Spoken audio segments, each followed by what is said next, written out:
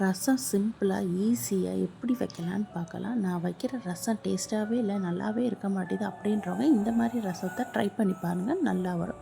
ஒரு சின்ன நெல்லிக்காய் சைஸ் அளவு புளி எடுத்து தண்ணியில் நல்லா ஊற வச்சுக்கோங்க.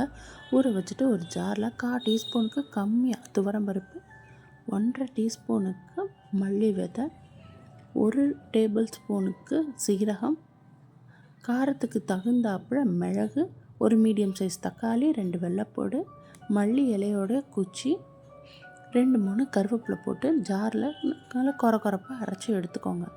ஊற வச்ச புளியை கையால் நல்லா மசிச்சு விட்டுக்கோங்க, கரைச்சி விட்டுக்கோங்க.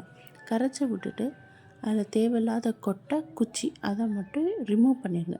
ரிமூவ் பண்ணிவிட்டு நீங்கள் கொரப்பாக அரைச்சி வச்சுருக்க விழுதை அந்த புளி கரைசலில் கரைச்சி விட்டுக்கோங்க. கரைச்சி விட்டுட்டு தேவையான அளவு தண்ணி ஊற்றிக்கோங்க. தண்ணி ஊற்றிட்டு கொஞ்சமாக மஞ்சத்தூள், தேவையான அளவு உப்பு போட்டு நல்லா கிண்டிட்டு நம்ம ஸ்டவ்வை ஆன் பண்ணி அடுப்பில் வச்சிட வேண்டியதான். வச்சுட்டு நல்லா கொஞ்சம் தள்ளி வரும். அப்போ நம்ம மல்லி இலையை தூவி அடுப்பை ஆஃப் பண்ணிவிட்டு நம்ம இறக்கி வச்சிடலாம். இந்த மாதிரி ரசம் நீங்கள் செஞ்சு பார்த்தீங்கன்னா அவ்வளோ டேஸ்ட்டாக அவ்வளோ சூப்பராக இருக்கும். பேச்சுலராக இருந்தீங்கன்னா கண்டிப்பாக இந்த ரசத்தை ட்ரை பண்ணி பாருங்கள், சூப்பராக இருக்கும். வைக்க தெரியாதவங்க கூட நல்லா வச்சிடலாம். இப்போ தாளிக்கிறதுக்கு கொஞ்சம் எண்ணெய் ஊற்றிட்டு பெருங்காயம், நான் ஆர்கானிக் மார்க்கெட்டில் வாங்கின பெருங்காயம் தான் போடுறேன்.